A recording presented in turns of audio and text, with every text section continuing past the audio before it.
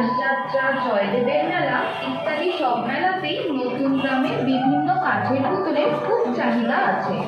নতুন গ্রামে নানান পুতুলের মধ্যে কাঠের পেঁচা ও রাজারানী খুবই বিখ্যাত বিভিন্ন জায়গায়। এছাড়াও গৌরনিতাই বা বড়বউয়ে খুবই সমাদর আছে বলে কাঠ শিল্পীদের থেকে জানা যায়। মূলত স্থানীয় সূত্রধররাই এই মূর্তি তৈরি করে থাকেন বলে জানা গেছে। অতীতে বর্ধমানের রাজা এই সূত্রধরদের সাহায্য করেছিলেন। নতুন গ্রামের ইতিহাস ঘাটলে জানা যায় সূত্রধর জাতিরা প্রথমে পাথর খোদাইয়ের কাজ করতেন। বর্ধমানের রাজার পৃষ্ঠপোষকতায় পাথর খোদাইয়ের বেশ রমরমা থাকলেও পরে বর্ধমানের রাজার পতন হলে কারিগরেরা অসুবিধায় পড়েন।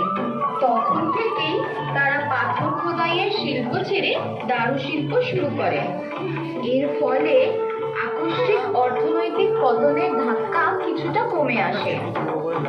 পরবর্তী সময়ে নতুন গ্রামের কাঠের পেঁচা বিশ্ববন্দিত হলেও এই পেঁচা ছাড়াও নানান ধরনের দেবদেবীর দারুমূর্তি তৈরি হয়। মূলত এই মূর্তিগুলো গামা কাঠের তৈরি হয়।